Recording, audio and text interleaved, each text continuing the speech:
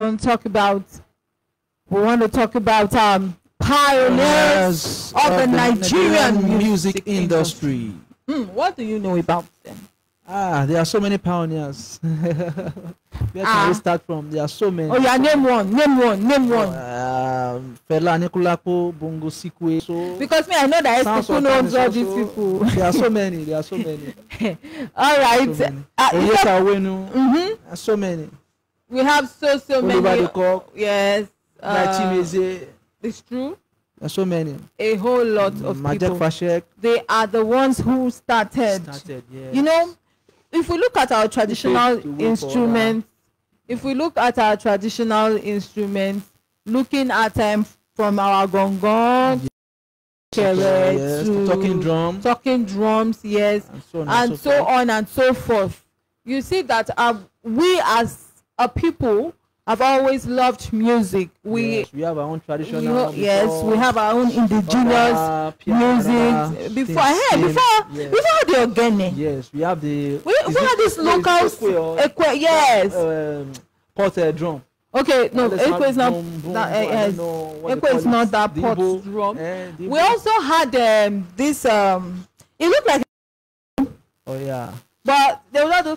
It has different tones and lights to it, and so we will be looking at these pioneer members of the Nigerian music industry. And what are the things you know about them or you don't know about them? Let us remind you. We want you to think about it. Those things that you really did enjoy about these people. We also know that Nigerians are fun-loving people, entertainment people, music people. They've always loved. Always love to dance. Yes. Groove to music. Let me tell you a little story. They go to Owambes every Saturday, so Owambes. Thursday, Friday. Any needs we have or get. Yes, to do any. Yes, party. Check it out. Even they say there's no money in Nigeria. Sorry, people see the music always allow them to forget whatever sorrow or anything they are passing through. Even the comedians have even added to making it all fun and all. How do I put it? It's not rosy, but somehow you just enjoy everything. Now, music is important to fashion and to our creative directors. You see, music is an integral part of us as Nigerians as much as fashion is.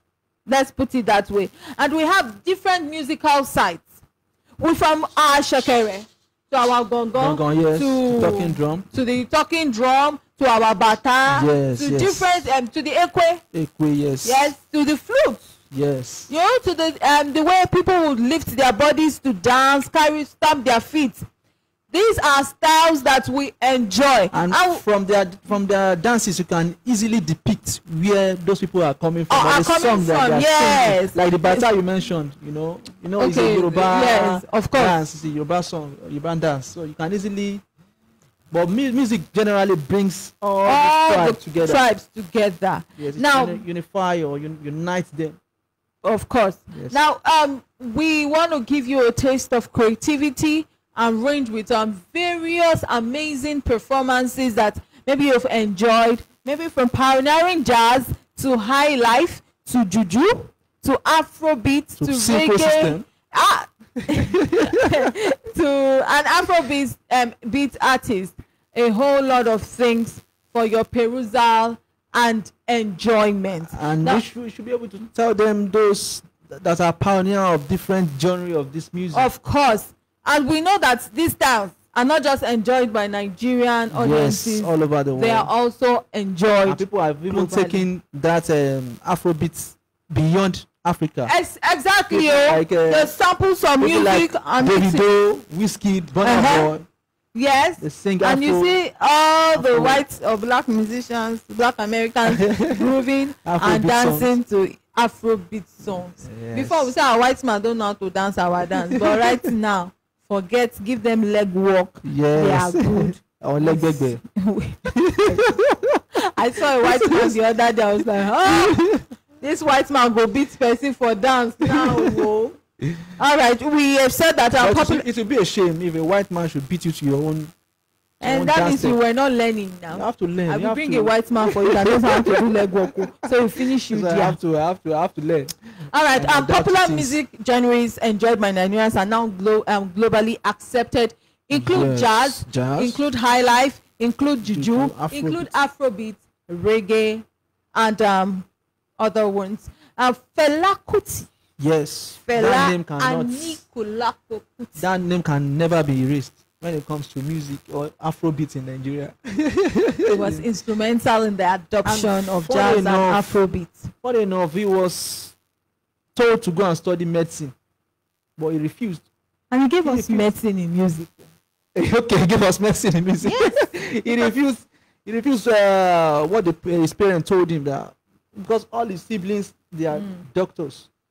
Yes, they are big people with different things. Just like Ojukwu told Ojukwu to go and study law. He instead studied history. My dear, all studies is study. So far, it's not about what the parents tell you nowadays. It's about your feeling and your emotion and what you feel you can do. We all know that now. It's not that my son must be a.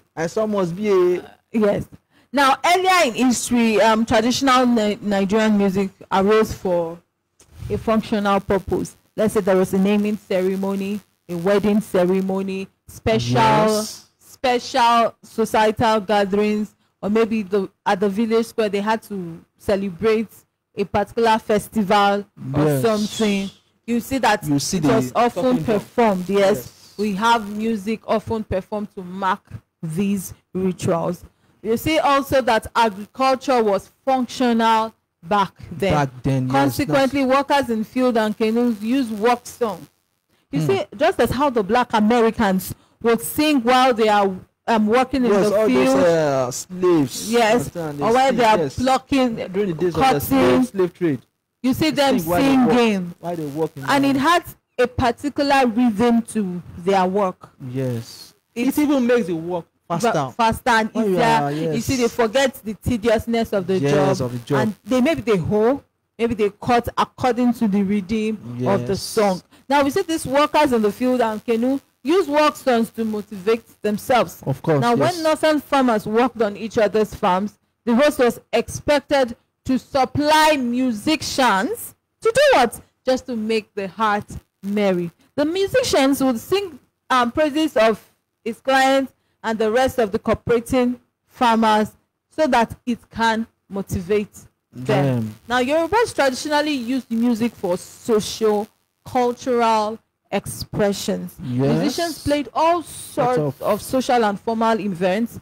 Popular instruments used by the Yorubas are the hourglass tension drums. We have dundu.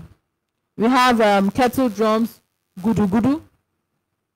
We also had in the southeastern part, I'm talking about the Igbos now, in the southeastern part, they had their own form of celebrations too.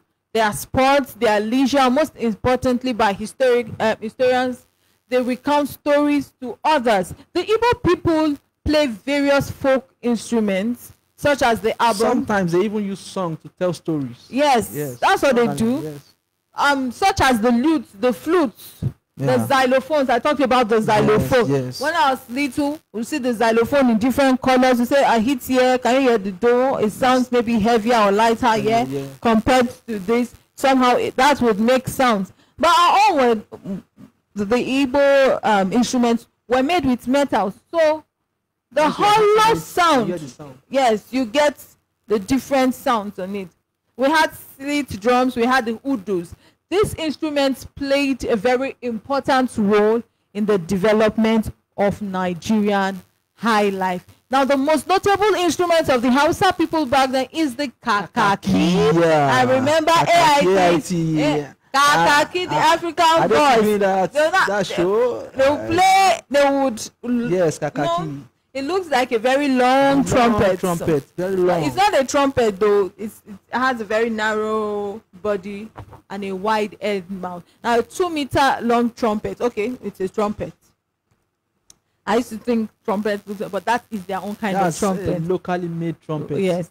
It is a symbol of military power, important to those who value conquest. So when there was a time for war or fighting or something like that, they do that. Originally, it was used by the Shanghai military. It was adopted by the rising Hausa state who dominated the Western Sahel. Now, over the course of the 20th century, Nigerians traveled abroad and returned home with multiple influences. Subsequently, they created Nigerian iterations of Western genres. So they bring songs from abroad and infuse their own kind of music, change the songs a bit, add their beats, and have a new genre altogether. Now, music increasingly fused with politics and religion, and people enjoyed and created music for artistic use, for artistic values, or simply for recreation. I sing a particular song this way, and somebody adopts that song and decides to sing it in another way. Now, let's look at some of this music. We have the juju. In the 1920s, Yoruba music incorporated brass instruments, the Islamic percussion, and Brazilian techniques. And Babatunde King pioneered the juju style in the 1930s. Babatunde Nightingale. In the 1930s in Yoruba. Juju refers to something being thrown significantly. A member of Tunde King's band would usually throw his tambourine in the air as part of the performance. Now, post-World War II, Tunde Nightingale incorporated Westernized pop influences into Juju through his Sowambe style. The style became popular among socialites as it included room for praising guests at social parties. Let us go on a quick break, and when we come back, we'll play some of the songs that started or pioneered the Nigerian music industry.